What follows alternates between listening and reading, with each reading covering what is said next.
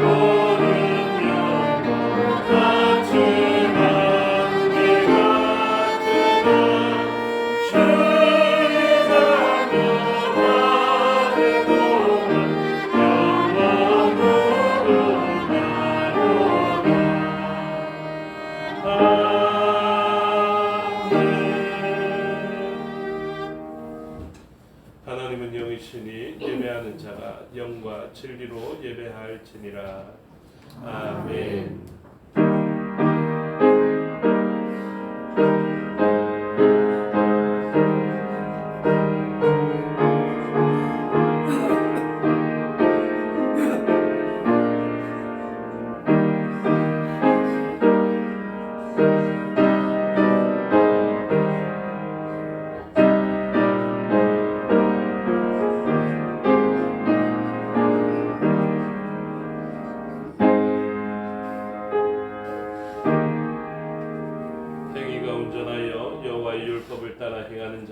복이 있으며 여호와의 증거들을 지키고 전심으로 여호와를 구하는 자는 복이 있도다.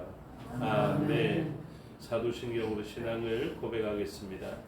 나는 전능하신 아버지 하나님 천지의 창조주를 믿습니다.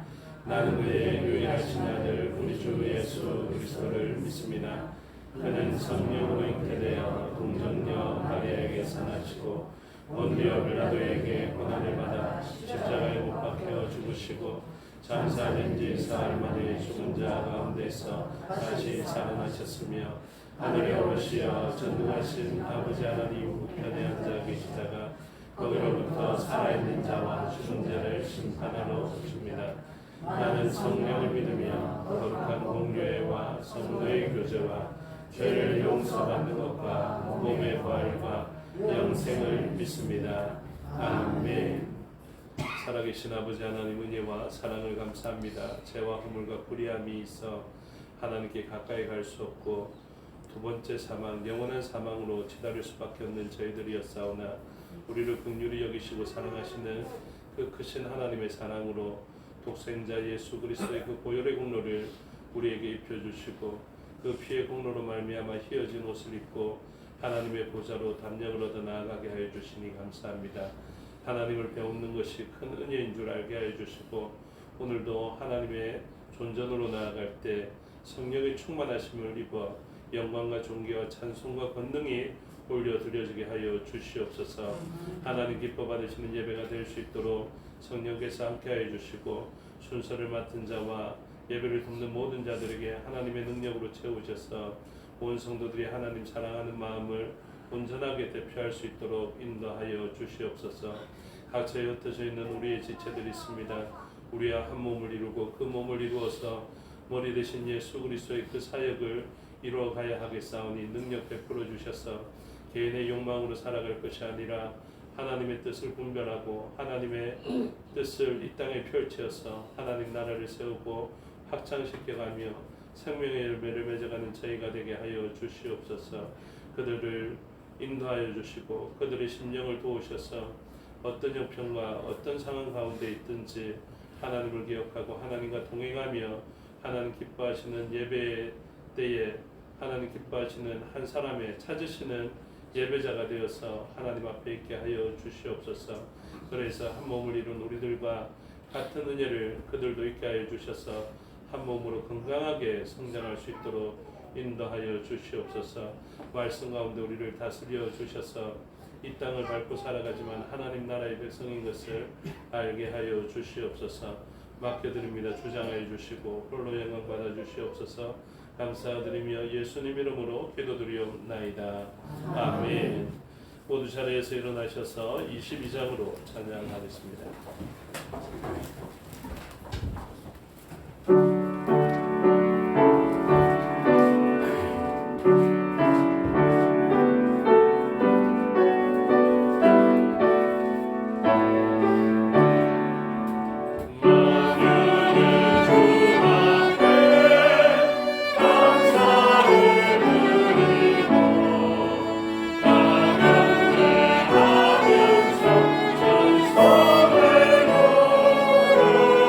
전소를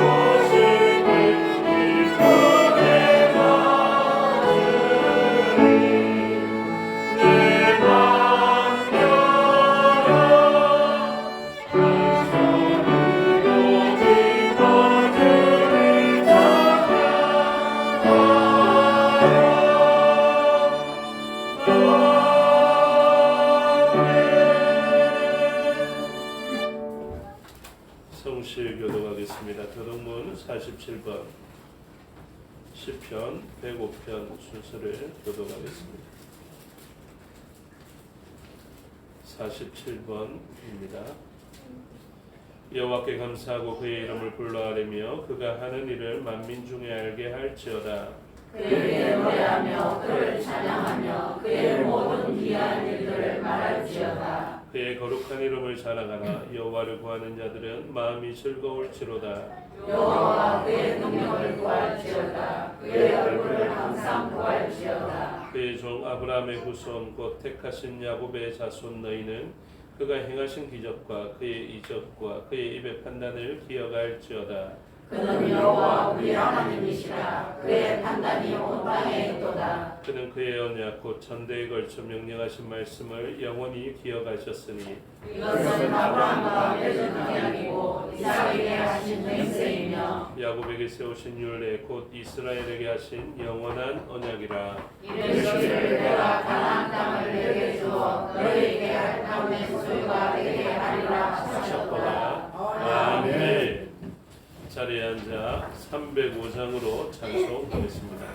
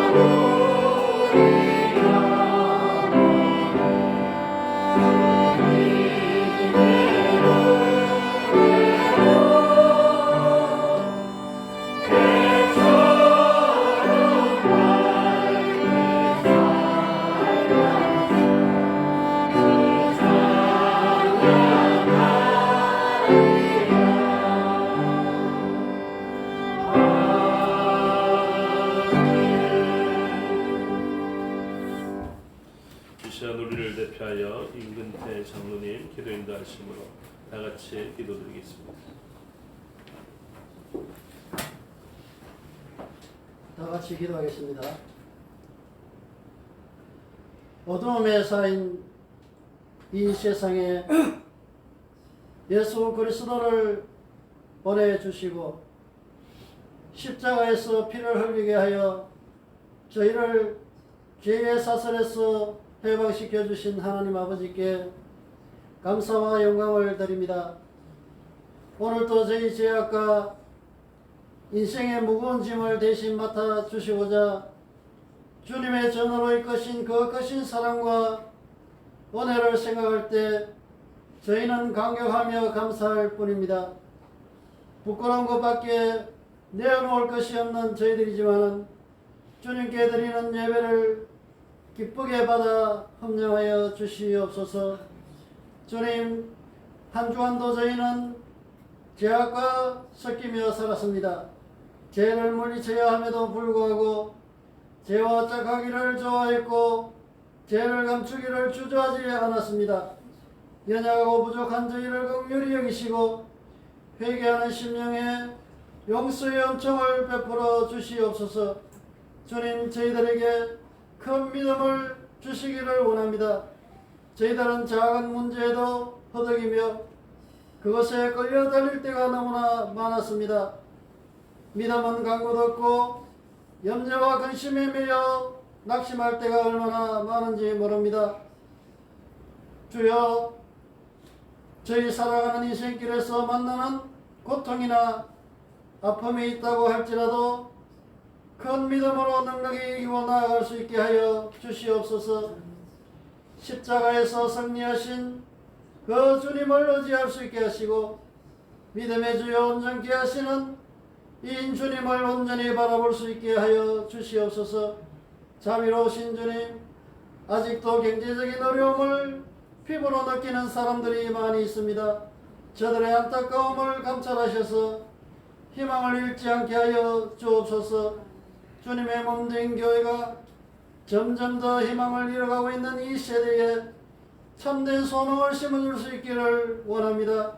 대저 참된 소망이 하나님께 있음을 나타낼 수 있는 교회가 되게 하시고 소망의 빛을 밝게 비출 수 있는 교회가 되게 하여 주시옵소서. 그래서 어둠에 헤매이던 심령들이 교회의 밝은 빛을 보고 돌아올 수 있는 은혜가 있게 하옵소서. 이 시간에도 나오시지 못한 성도들을 기억하여 주시옵소서.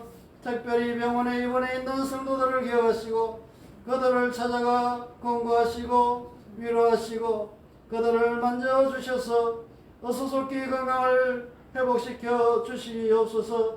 객지로 해외로 떠나 있는 성도들 오늘도 지켜주시고 주 안에서 늘 품어주시옵기를 간절히 기도하고 원합니다. 오늘도 단위에 서신 목사님을 성령의 능력으로 붙드셔서 저희 모두가 주님의 신령한 은혜를 누리는 이 축복의 시간이 되게 하여 주시옵소서. 모든 말씀 예수 그리스도의 이름으로 기도드립니다. 아멘.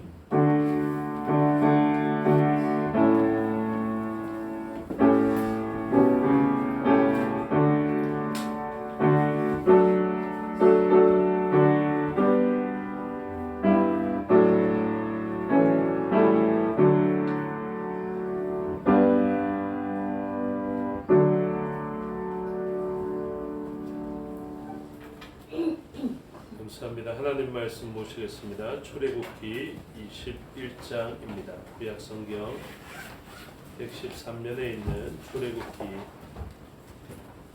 21장 1절에서 11절의 말씀입니다.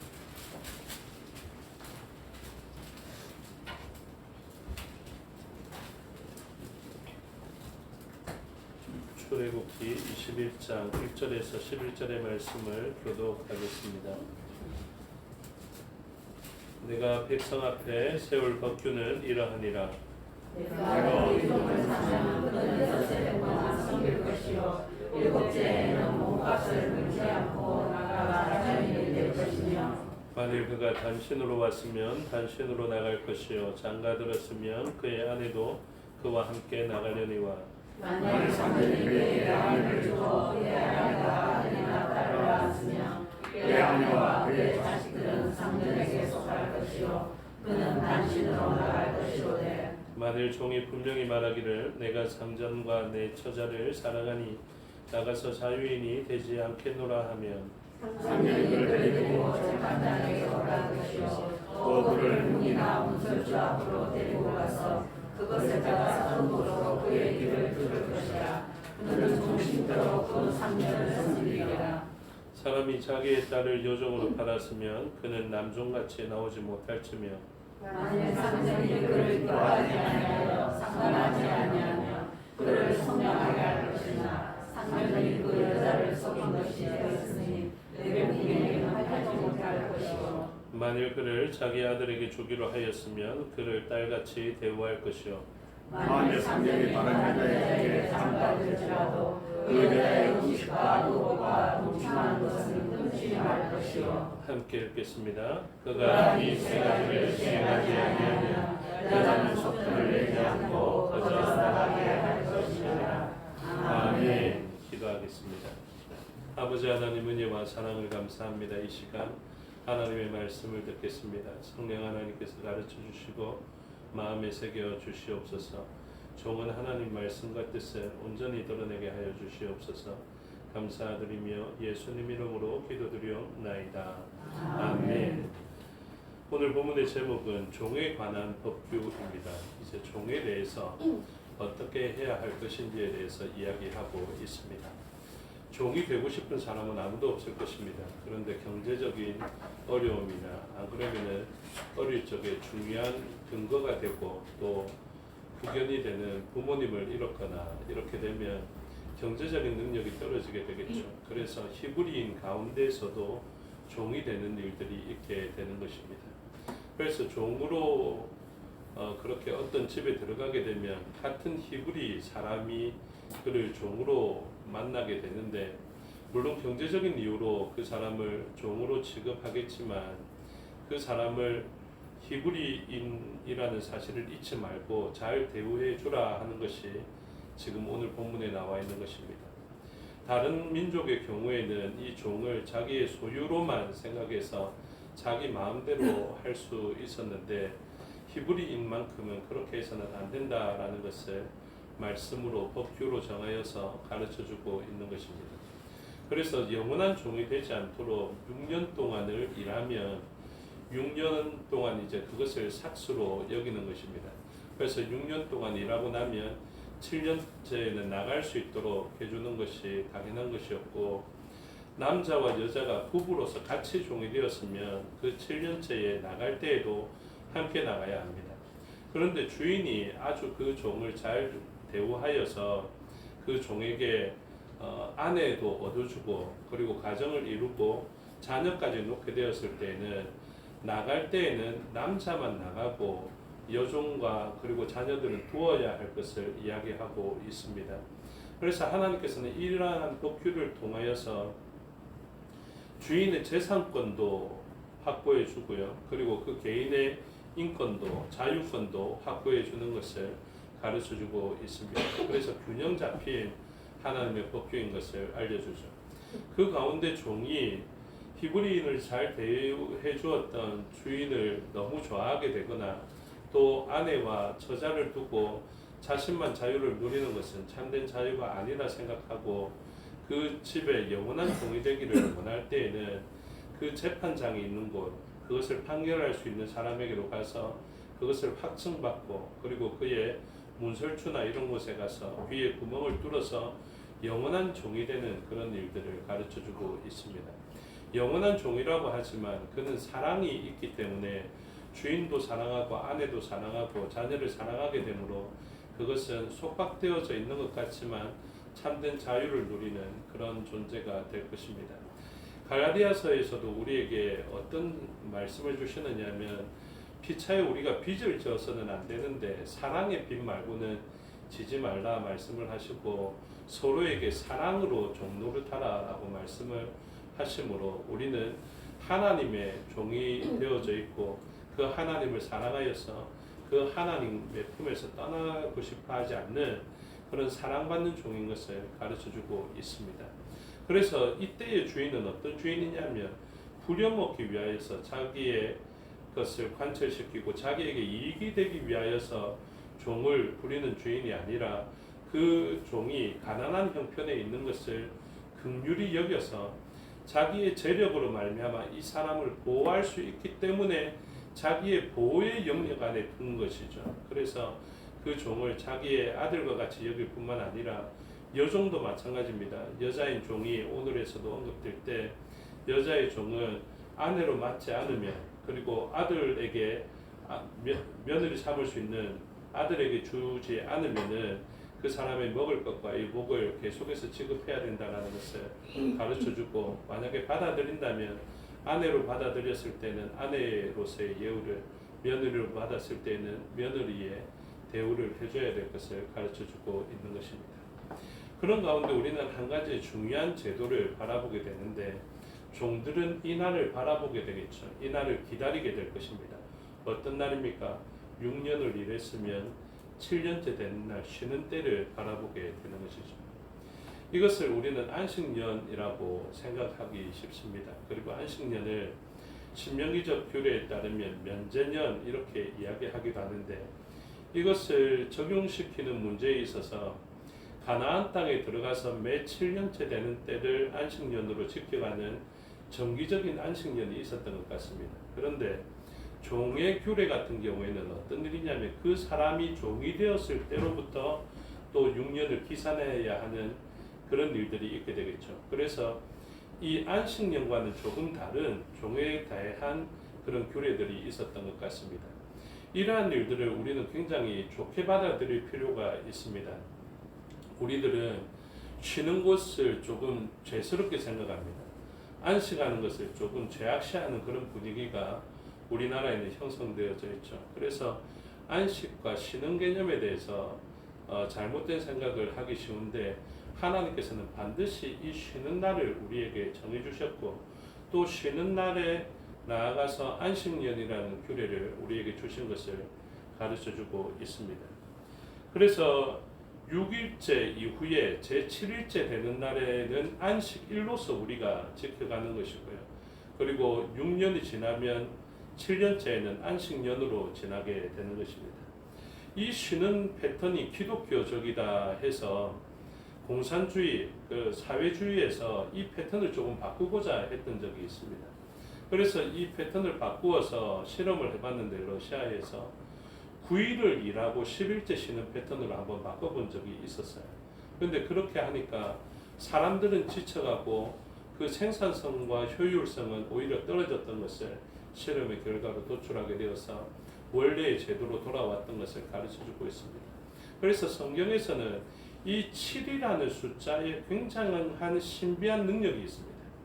우리 음악에도 7도의 화음이 있는 것처럼 이 7이라는 수가 가지고 있는 그 평강과 안식과 구속과 완전과 완성의 그런 의미들이 있기 때문에 이 7이라는 숫자에 굉장한 의미들을 부여하고 있고, 실제적으로 그것이 부여된 능력으로 나타나고 있는 것입니다.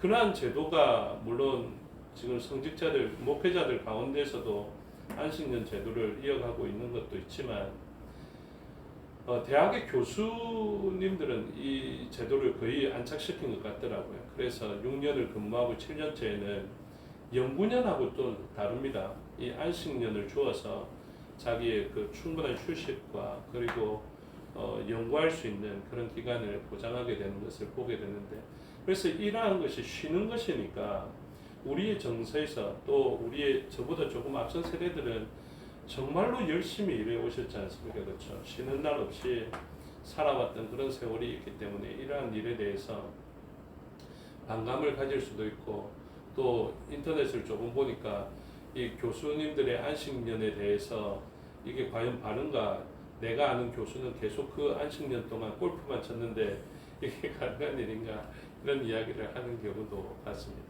그래서 우리들의 정서에는 그런 게 있는데요. 그럼에도 불구하고 하나님께서는 이 안식년의 제도와 안식일, 그리고 나아가서 희년의 제도를 통하여서 하나님께서 정말로 우리에게 주시고자 하는 참된 안식을 바라보며 소망하게 하신 것입니다. 그래서 그 보니까 인삼도 그렇더라고요. 개인이 재배하는 인삼은 보통 6년근에서 이렇게 그치는 경우가 많죠. 7년째부터는 거의 그 효능이 유사하고, 그 다음에 그 목질화 같은 현상들이 일어나서 6년째 이후는 오히려 좋아지는 것보다는 나빠지는 일이 있기 때문에 가장 최적의 시기를 이제 6년근으로 생각한다 하더라고요. 그래서 그러한 일들이 우리의 일상의 범주 안에도 있게 되는 것입니다. 그래서 오늘은 종에 대한 법규를 살펴보면서 하나님께서 왜 6년을 일하고 7년째 쉬게 하셨는지, 그리고 안식년을 주신 이유와 면제년, 그리고 그 면제년이 무엇인지, 또 그렇게 지켜가는 방법이 오늘날 어떻게 적용해야 될 것인지에 대해서도 살펴보는 시간이 되면 좋겠습니다. 안식년은 어떤 개념을 가지고 있냐면, 물론 사람에 대한 대우도 포함되어져 있지만 가장 우선적으로는 땅을 쉬게 하는 목적이 있습니다. 이것을 잘 기억하셔야 됩니다.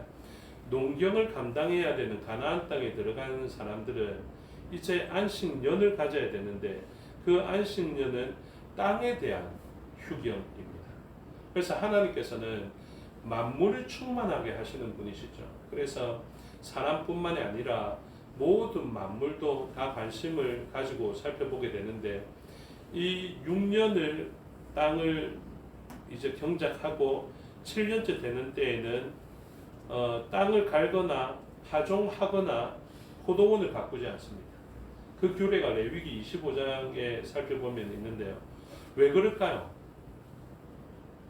그러면 땅이 그만큼 그 안에는 1년 기간 동안은 비축한다라는 의미가 있겠죠.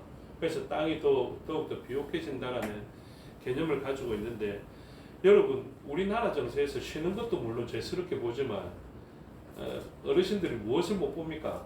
쉬는 땅을 못 봅니다. 그렇죠? 노는 땅을 못 봅니다.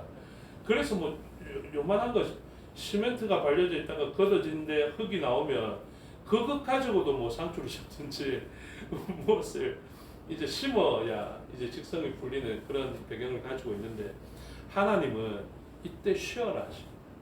6년 동안 농사하였다면 7년째에는 쉬어라 말씀하시고요. 또 특별히 희년의 때를 언급하면서 너희가 이 1년 동안 땅이 쉬는 것을 바라보지 못하겠지. 그래서 내가 6년째에는 너희가 3년 동안 쓸 것을 줄게. 이렇게 말씀하십니다. 하나님을 믿으십니까? 그러면 주시는 하나님을 믿어야 되겠죠. 믿음 없는 사람은 어떻게 하겠습니까? 만나를 통해서 주셨던 것처럼 제 7일은 나가지 마라. 6일째 내가 갑절을 줄게. 이렇게 하면 안 나가야 되는데 믿음 없는 사람들은 나갑니다. 나가서 보면 허무하게 되어지는 것을 보게 되고 썩은 냄새가 나는 것을 보게 됩니다. 그래서 이 믿음이라는 것과 하나님의 주신 제도가 충돌되어지게 됩니다. 주일 성수도 마찬가지입니다. 안식일도 마찬가지입니다. 믿음이 있어야 안식일을 안식하게 되지 믿음이 없으면 불안해서 쉴 수가 없습니다. 6일 중에 하루를 쉬는 것도 어려운데 1년을 쉴 수 있겠습니까? 그리고 하나님이 내가 다음날 쓸 것은 내가 앞날에 갑절을 줄게. 이 정도는 좀 그래도 믿어지는데 그 희년이 오고 안식년이 오고 안식년 다음에 희년이 올 때가 있습니다. 안식년을 이제 7회가 지나면 49년이 되죠. 49년 안식년 그 다음에 50년째 희년을 보내려니까 이때 아무것도 안 하려니까 이게 감당이 안 되는 것입니다. 근데 하나님의 약속을 믿는 사람은 하나님은 세배를 주신다 했으니까 3년 쓸 것을 주신다 했으니까 쉴 수 있게 되는 것입니다. 그러니까 여러분 그것은 삶의 자리에서 만나게 되는 하나님께서 우리에게 믿음을 보시는 테스트입니다. 그렇죠? 그래서 가나안 땅을 살면서도 사람들은 나의 믿음을 어떻게 보이지 이렇게 고민했을지 모르겠지만 믿음이 있는 사람들은 분명하게 드러납니다. 6일째 일하고 제7일째 쉬고 6년 일하고 7년째 되면 땅을 쉬게 하고 그런데 그 땅에서 가만히 내버려 둡니다. 경작하지 않고 씨를 뿌리지 않고 포도나무를 가꾸지 않습니다. 그럼에도 불구하고 땅이 소산을 내죠. 그 소산은 어떻게 해야 될까요? 그때 또 하나님의 의미가 있습니다. 그때 자연스럽게 나는 소산은 이런 사람들이 먹으라라고 가르쳐 줍니다. 한번 레위기 25장 가보시죠. 레위기 25장 6절을 보십시오. 가까운 데 있으니까요. 레위기 25장 6절 찾으신 분은 같이 읽겠습니다. 시작. 안식년의 소출은 너희가 먹을 것이니 너와 내 남종과 내 여종과 내 품품과 너와 함께 거류하는 자들과 7절 내 가축과 내 땅에 있는 들짐승들이 다 그 소출로 먹을 것을 삼을지니라. 하나님께서 그 해에 나는 것은 너희가 수고하지 않았지 않습니까? 그렇죠? 수고하지 않고 나는 것에 대해서 욕심내지 마라. 그리고 너희가 이 날을 지킴으로 자연스럽게 무엇하냐면 구제하는 것입니다. 특별하게 구제하는 일들도 있겠지만 이때 안식년을 올바로 지키게 되면 자연스럽게 가난한 사람들을 위하여서 그 소출을 내어주는 것이 되는 것이고요. 그리고 하나님은 만물을 다스리신다 그랬죠. 가축뿐만이 아니라 들짐승까지도 신경 쓰시는 분이 바로 하나님이십니다. 그래서 이 날을 쉬면 어떻게 됩니까? 쉬면은 자연스럽게 하나님께서 가난한 자들을 살피게 되는 일들, 들짐승과 가축들을 살피는 일들로 그렇게 만들어 가신다는 거예요. 그래서 우리는 제도를 잘 모릅니다. 하나님의 깊은 뜻과 지혜를 잘 이해하지 못할 때가 많습니다. 그러니 우리가 해야 될 바는 뭐냐면 하나님이 싫어하시니까 쉬어야 되는 것 같다 하는 것입니다. 그렇게 했을 때 하나님의 깊으신 뜻과 지혜 가운데서 일어나는 일들을 우리가 행할 수 있게 되는 것이죠. 우리가 천국에 갔을 때 어떤 사람들이 저는 저 사람으로 인하여서 가장 배고플 때 먹는 양식을 구했습니다. 정말로 제가 어려울 때 도움을 받았습니다 하는 사람들이 있을 것입니다. 근데 우리가 의롭지 않았음에도 불구하고 그런 사람들이 생기는 것은 왜 그렇겠습니까? 하나님의 명령을 그렇게 준행했을 때 그렇습니다. 6년을 일하고 7년째 휴경하게 만들었더니 그 일로 말미암아 나는 믿음으로 삶을 그렇게 살았을 뿐인데 그 일로 말미암아 수많은 사람들에게는 가축들에게는 들짐승에게는 생명을 잃을 뻔하다가 얻게 되는 놀라운 역사들이 일어나게 되는 것이죠. 우리 눈에 다 목도되지 않을 수 있습니다. 그렇지만 하나님께서는 놀라운 제도 속에 우리를 두셨기 때문에 그것을 지켜나갈 때 진짜 복이 되는 것입니다. 그래서 이 제도를 설명하면서 한 분이 이런 설명을 해놨던데요. 이 희년이라는 제도는 무엇이냐면 하나님의 백성에게 제도화된 출애굽이다 이렇게 얘기해요. 출애굽을 사람들이 다 경험하지 못하지 않습니까? 종되었던 것에서 벗어났던 일들을 다 경험하지 못하고 그 참된 주인이 하나님이신 것을 가나안 땅에 살아가는 사람들이 잘 알지 못하고 2021년도를 살아가는 우리들이 잘 알지 못할 것인데 이러한 제도들을 생각하면서 그 제도를 실천해 보면 그 일로 말미암아 우리는 출애굽의 하나님을 경험하게 됩니다.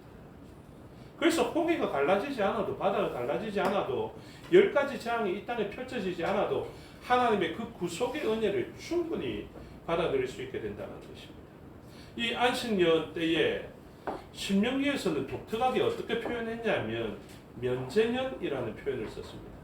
그래서 면제년이 있으면 사람에게도 어떻게 하냐면 그의 채무를 독촉하지 말라. 그래서 대부분의 사람들이 빚을 탕감하는 것, 그래서 캔슬되는 때, 그러니까 취소되는 채무를 이야기하는데요. 이게 너무 좀 이해가 어려웠던지 어떤 사람들은 이 채무에 대해서 독촉을 금지하는 조항이다 이렇게 이야기하지만 제가 볼 때는 채무가 탕감되어지는 조건입니다. 그래서 이 면제년 때에는 안식년을 면제년으로 볼 때도 있었는데 이 면제년에는 자기가 채무가 있던 사람들의 빚이 탕감되어지게 되는 것이죠. 그랬더니 가난한 자들을 바라봐서 가난한 사람이 와서 돈 좀 빌려주십시오 하는 사람들을 어떻게 보냐면 이렇게 안 좋은 눈길로 보는 것입니다. 지금 빌려줬다가는 내년 되면 면제년인데 못 받겠는데 이렇게 하는 것입니다. 그래서 하나님이 규례를 따로 주셨어요. 너희는 면제년이 가까웠다고 그 형제의 어려운 형편을 이제 바라보면서 나쁜 눈으로 바라보지 말라 이야기합니다. 그리고 너희가 구워주라 이야기를 하는 것이죠. 그래서 어려움을 당한 가난한 자가 있는데 내년이 면제년이라서 지금 줬다가는 내년에 못 받을 확률이 있어서 탕감해야 되는 일들로 말미암아 그 사람에게 인색하게 굴려는 그 일들을 하지 말라고 이야기합니다. 그래서 그 면제년을 통하여서 하나님께서는 백성들이 가지고 있던 빚을 탕감하게 하시는 것이죠. 그리고 난 다음에 이러한 면제년에는 꼭 그 날을 정했던 것은 아닌데 오늘의 규례와 같이 종들의 규례가 있습니다. 그 종의 규례가 무엇이냐면 6년 동안 이제 계약관계에서 일어났던 것 같은데요. 6년 동안 종의 계약을 맺은 사람은 7년째 해소되는 때가 있고 안 그러면 아예 3년 뒤가 만약에 안식년이라는 제도 가운데 있는 7년이라면은 이때 계약을 맺을 때 이미 그남 일정한 부분에 대해서 종의 값을 매길 때 감액하여서 매기는 것입니다. 그래서 만약에 6년 동안 일하는 사람이 6천만 원을 받으면 3년이 지난 이후에 계약을 하는 사람들은 3천만 원만 이제 계약을 해서 이렇게 살아가는 방법이 있었던 것이죠. 어찌되었든 간에 이 안식년과 면제년을 통하여서 이 종들이, 그리고 억눌린 자들이, 그리고 빚진 자들이, 가난한 자들이, 들짐승들이, 스스로의 자구책으로 구할 수 없는 자들이 어떤 한 날을 바라보게 되는데, 그 날이 언제냐면 바로 안식년의 날, 면제년의 날이라는 것입니다. 그래서 그러한 개념, 똑같이 6일째 되는 안식일의 개념도 그러하겠지만, 어쨌든 이 희년의 제도는 안식일을 지키는 것보다는 조금 더 강화된 믿음의 요구가 필요한 것 같고, 그리고 그 강화된 믿음의 생활을 통하여서 우리의 주변에 모든 만물들이 회복되어지게 되는 것입니다. 그래서 땅이 회복되어지게 되고요, 우리의 가난했던 이웃들이 회복되어지게 되는 일들이 일어나게 되는 것이죠. 하나님께서 이스라엘 백성들, 곧 남유다 백성들을 징계하시면서 예루살렘 성을 회파하시고 나아가서 예루살렘 성전까지 회파하시면서 포로로 잡혀가는 기간을 정하셨는데, 그 기간을 정할 때에도 무엇을 기준으로 하셨느냐면 안식년을 기준으로 했습니다. 왜냐하면 그때 안식년을 지키지 않았거든요. 안식년 지키기가 어렵습니다. 믿음 없으면 지키기가 어렵습니다. 그래서 오늘날도 우리가 어떻게 생활해야 되냐면, 그 매 안식년을 기념하면서 우리의 삶의 모든 자리에서 가난한 자들을 우리의 생각에서 제외시켜서는 안 됩니다. 억눌린 자들을, 가난한 자들을 우리의 모든 복지적 관점에서 제외시켜서는 안 됩니다. 오늘 마침 그 주보 광고를 보신 분들은 아시겠지만, 최근 성흥교회의 그 폭우로 인하여서 이제 침수와 누수로 인하여서 어려움을 당해서 후원을 요청하고 지원을 요청한 것을 보게 되는데요.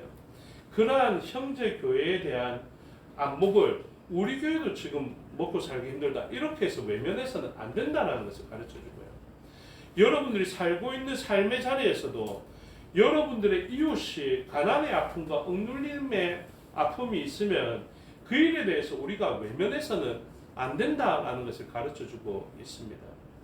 그래서 인색한 자에게는 분명하게 인색함이 돌아오고요, 그 가난한 자를 돕는 자, 특별히 구제하는 자에게는 성경의 여러 곳에서 말씀하시면서 이 구워주는 자, 그리고 남에게 주는 자, 그 사람에게는 넉넉하게 되는 것을, 누르고 흔들어 넘치게 되는 것을 이야기하고요, 구제하는 자에게는 오히려 그 물질을 마이너스 시켰음에도 불구하고 놀랍게 갑절이 플러스 되는 역사들이 일어나게 되는 것, 하나님 말씀에 순종하는 자에게는 그 땅에서 100배의 소출이 일어나는 역사들을 약속해 주신 것입니다. 그래서 하나님의 백성들이 하나님의 관점으로 만물을 바라보기를 원하시는 것입니다. 여러분, 환경의 문제를 외면해서는 안 됩니다. 가축이 학대를 당하는데 그것을 호쾌하게 여기거나 통쾌하게 여기서는 안 됩니다. 사람도 귀한데 가축은 뭐 신경 쓰노, 이렇게 생각해서는 안 되는 것입니다. 그리스도인들은 그리스도의 관점으로 모든 것을 바라봐야 합니다. 하나님께서 온 만물의 통치자이시니 우리가 해야 될 일들은 만물의 회복. 그래서 하나님께서는 이 믿음의 사람들을 세워주시고, 만물이 누구를 고대하게 만들었습니까? 믿음의 후예들이, 하나님의 자녀들이 이 땅에 충만하게 되기를 만물이 소원하고 바라보게 되는 것입니다. 그리스도인들이 각처를 지배해 주기를 원하는 것입니다. 그래서 이 하나님의 해방과 이 풍요를 온 열방을 향해서 증거하게 하시는 것이죠. 그런데 생각해 보십시오. 율법을 잘 지킨다라고 이야기하는 이슬람 계열을 보십시오. 이슬람 계열이 자기들은 율법을 잘 지킨다는데 만물의 회복이 그들을 통해서 일어납니까? 아니요. 가축뿐만 아니라 그들의 가장 가까운 사람이 되는 한 몸을 이루게 되는 아내와 여자에 대해서도 억누르고 학대하는 걸 보십시오. 그것은 옳지 않습니다. 그래서 하나님의 법이 온전하게 들어오면 세상의 모든 사람들이 그들을 환영하게 되는 것입니다. 진짜 환영했던 때가 있었죠. 언제입니까? 예전에 우리의 선진들이 예수쟁이라고 욕 들을 때 그랬습니다. 아, 저 예수쟁이 이러면서 손가락질은 했지만 그들이 기대하는 예수쟁이가 있었지 않습니까? 그렇죠? 그 예수쟁이만 오면 정의가 세워지고, 그 예수쟁이만 오면 환경이 달라지고, 예수쟁이만 오면 거리가 깨끗해지고, 예수쟁이만 오면 가난한 자들이 그 어려움을 조금 해소할 수 있는 일들이 생기게 되고 예수쟁이가 오면 아픈 사람들 도와주는 일들이 일어나게 되었던 것입니다.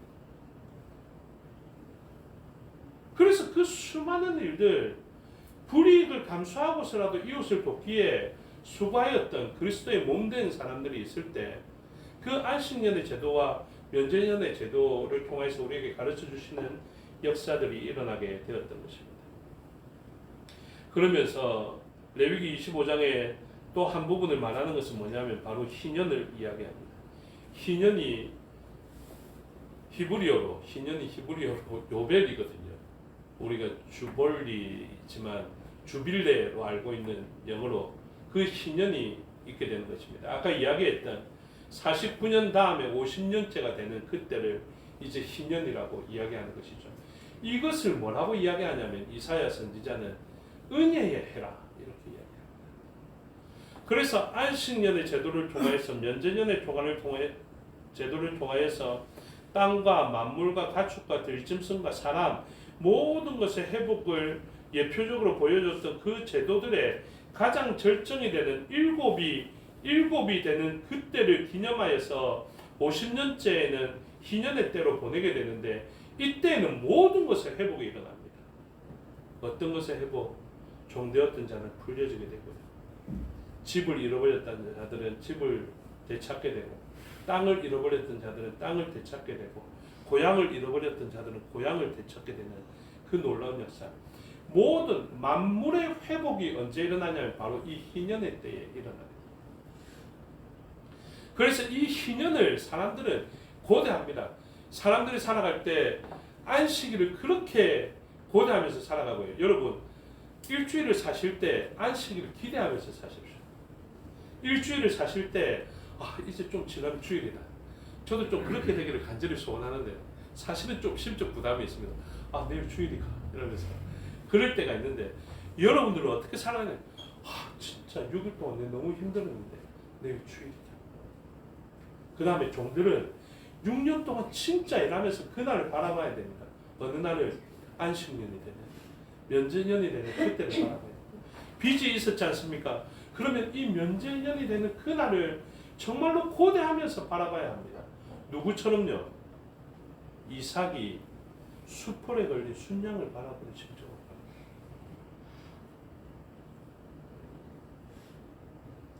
우리가 바라봐야 하는 안식일, 우리가 바라봐야 하는 안식년, 우리가 바라봐야 하는 면제년, 우리가 바라봐야 하는 희년은 어떻게 바라봐야 되느냐 하면 그 수풀에 걸린 순양을 바라보는 이삭.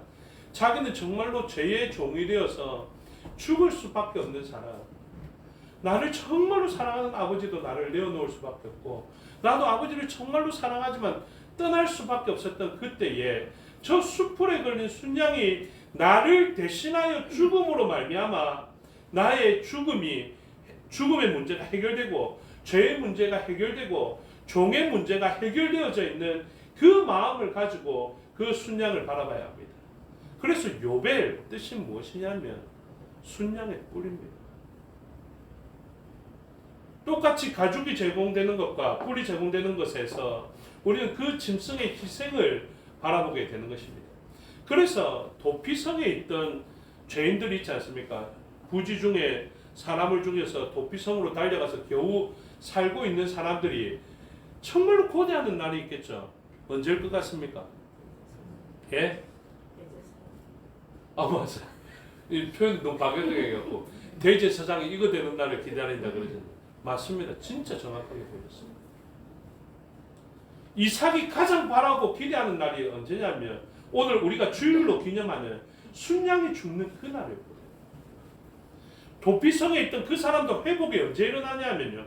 그 지경에 있는 대제사장이 죽게 되면 그 사람은 이제 자기의 본토로 돌아가는 놀라운 회복이 일어나게 되는 거죠.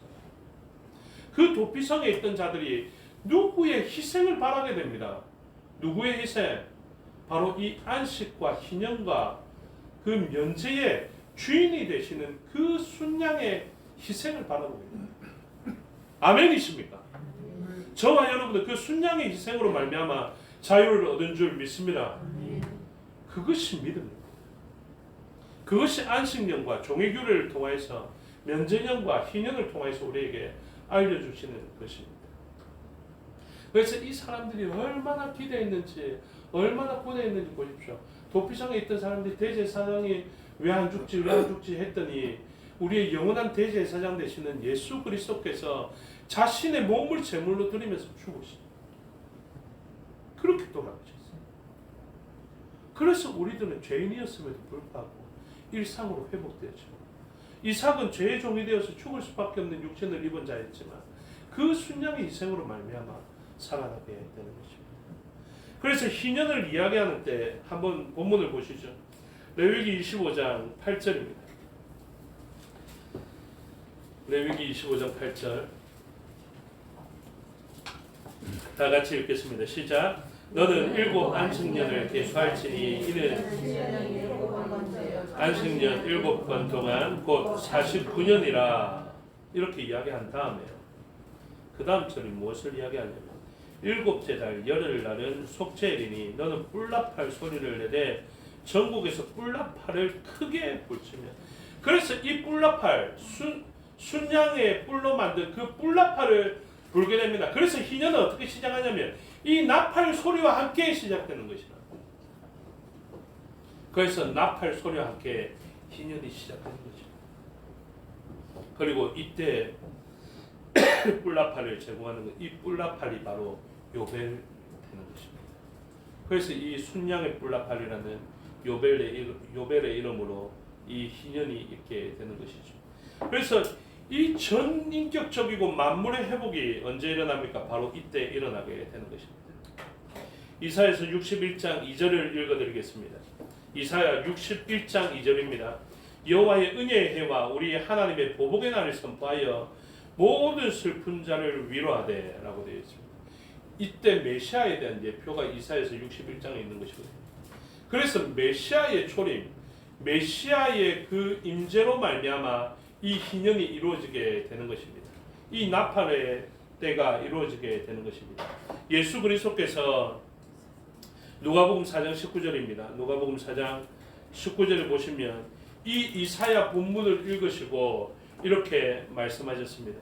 주의 은혜의 해를 전파하게 하려 하심이라 하였더라 해놓고 이 말씀이 너희에게 이루어졌다라고. 그래서 예수 그리스도 메시아 되시는 그분의 초림으로 말미암아 무엇이 이루어졌냐면 이 희년이 이루어지게 되는 것이죠.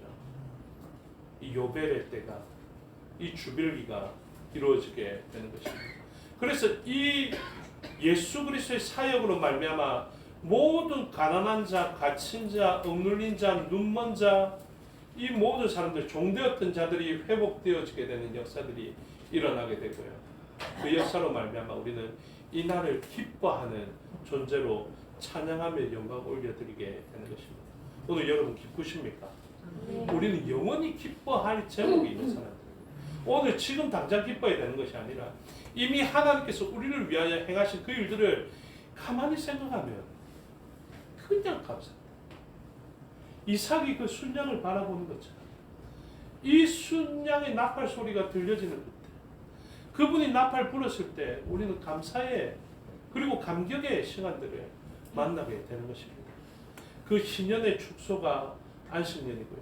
안식년의 축소가 바로 안식이라는 겁니다. 우리에게 놀라운 회복을 주시면서 사망 권세를 깨뜨리시고 부활하신 그 주의 날을 기억하여서 우리가 주일로 지키고 있는 것입니다. 오늘도 이 기쁨과 감격이 떠나지 않는 희년과 안식년의 기쁨 가운데 있는 저와 여러분의 삶이 되시기를 주님의 이름으로 축복합니다. 기도하겠습니다. 아버지 하나님 은혜와 사랑을 감사합니다. 우리는 오늘의 형편을 바라보게 되는데 우리를 위하여 행하신 놀라운 일들을 바라보게 하여 주시옵소서. 오늘 당장 목이 마르고 양식이 없는 것을 바라보면 원망과 불평만 나올 것입니다. 그러나 조금 전에 있었던, 얼마 전에 있었던 출애굽의 역사와 10가지의 재앙의 역사와 애굽의 군대를 수모시킨 그 역사들을 바라보며 우리는 다시 한번 감사하고 감격할 수 있고 새 노래로 찬양할 수 있겠사오니 주여 오늘 그 놀라운 감격을 회복하게 하여 주시옵소서. 그래서 희년의 감격으로 살아가게 하여 주셔서 만물의 회복을 이제는 일으키는 빛과 소금으로 살아가는 저희가 되게 하여 주시옵소서.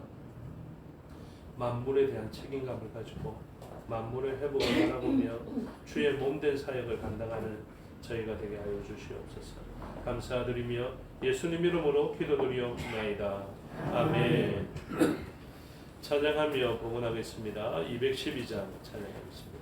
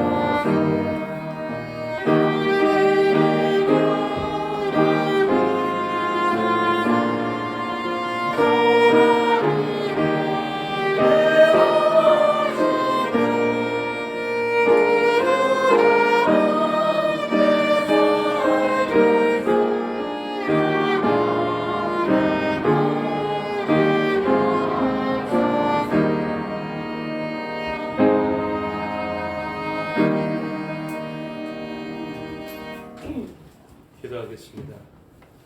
아버지 하나님 은혜와 사랑을 감사합니다. 하나님의 말씀을 기억하고 행하신 일들을 기억하여 주 앞에 나올 때 귀한 예물 들게 하여 주시니 감사합니다.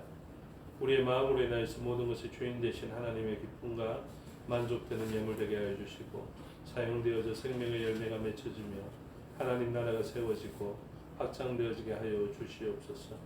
하나님 앞에 범사를 감사하며 드린 예물이 있습니다. 주님 기뻐 받으시고 그의 삶을 주관하셔서 무슨 일을 만나든지 기쁨의 삶으로 감사의 삶으로 채워지게 하여 주시옵소서. 그래서 세상 사람들은 발견하지 못했던 기쁨이 하나님의 은혜로 말미암아 있게 하여 주시옵소서. 또 특별히 즐거운 여행길에 베풀어 주신 은혜를 감사하며 드린 것이 있습니다. 모든 여정이 하나님의 은혜로 말미암아 순적하게 되었음을 알고 기뻐 감사하며 드린 것입니다. 사람들의 눈에 보이지 않았지만 우리의 안전을 지키신 분은 하나님이신 것을 믿고 고백하였사오니 그에 남아 있는 여정길 가운데 하나님께서 개입하여 주시고 함께하여 주셔서 모든 길 가운데 감사의 제목으로 가득하게 하여 주시옵소서. 또 특별히 어머니의 신앙을 바라보면서 복음의 열매로 가족들 모두가 구원받은 주님의 자녀로 축복의 삶을 살게 하기를 소원하면서 드린 예물이 있습니다. 기뻐 받아주시고 믿음의 가정이 얼마나 귀한지를 절절히 깨닫게 하여 주시옵고 또 믿음의 어머니를 둔 것이 얼마나 감사한 일인지를 절절히 깨닫게 하여 주셔서 자녀들이 바라볼 때 신앙의 교훈을 얻게 하여 주시고 또 어머니의 믿음을 바라보며 자녀들도 그 먼 길을 오가며 신앙의 본을 보였던 어머니의 본을 따라서 참된 신앙인으로서 믿음의 명문가를 이룰 수 있도록 인도하여 주시옵소서. 10의 1조로 하나님 앞에 드렸사오니 기뻐 받으시고 모든 것을 비웠다 여기시겠사오니 모든 것이 되도록 또 흘러넘치도록 하나님께서 부어 주시옵소서. 건축의 예물과 성교의 예물과 구제의 예물과 전도의 예물과 신학원을 후원하면서 드렸습니다. 주님 기뻐 받으시고 목적한 대로 사용되어지게 하여 주시고 그 목적한 열매들이 맺혀지는 것을 눈으로 목독해 하여 주시옵소서. 물질뿐만 아니라 우리의 수고로 눈물로 드린 것도 기뻐 받으시고 모든 것이 합력하여 선을 이루게 하여 주시옵소서. 감사드리며 예수님 이름으로 기도드리옵나이다. 아멘. 장로님 나오셔서 교회 소식 알려주십시오.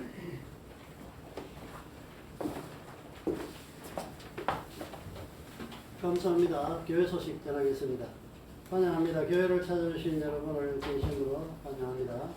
다음 주 오후 예배 후에는 정기 재직회로 모이겠습니다.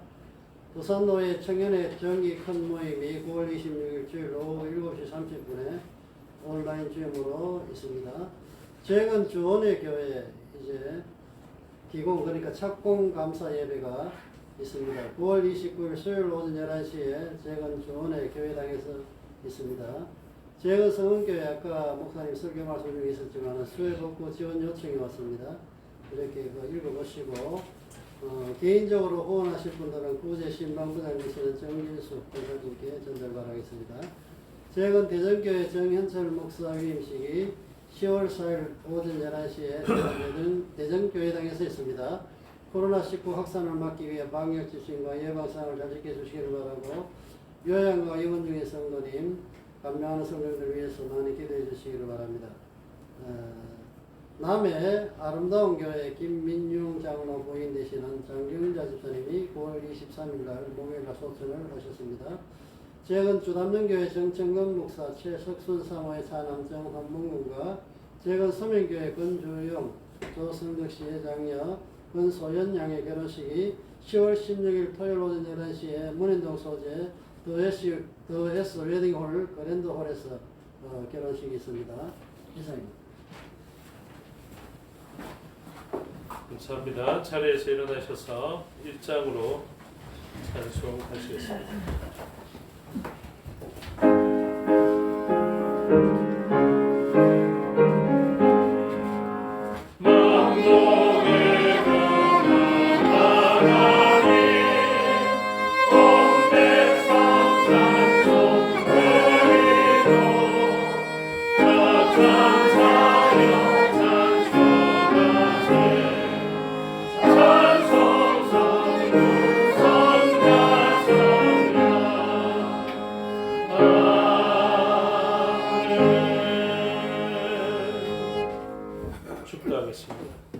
이제는 우리 주 예수 그리스도의 은혜와 아버지 하나님의 사랑과 성령의 교통하심이 오늘 말씀 가운데 우리의 희년 되신 예수 그리스도의 그 하나님의 능력을 입어 그 희년의 기쁨으로 노래하는 주의 백성들과 또 그 희년이 이르어서 세상 사람들의 빛과 소금으로 기쁨으로 만물의 회복자로 살기를 소원하는 주의 백성들과 그들의 가정과 건속과 삶의 영역 위에 생업과 사업의 영역 위에 지금부터 영원토록 함께 하시기를 축원하옵나이다.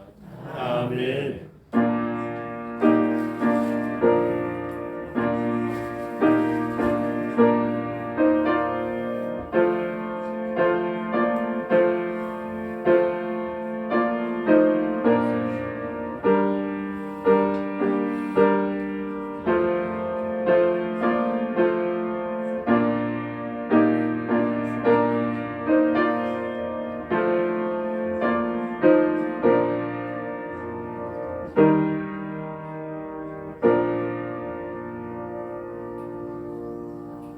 감사합니다. 주일 오전 예배 순서를 마치겠습니다. 현재 시간 12시고요. 10분 후에 오후 예배를 드리도록 하겠습니다. 신앙은 잠시 멈추었다가 10분 후에 재개하도록 하겠습니다.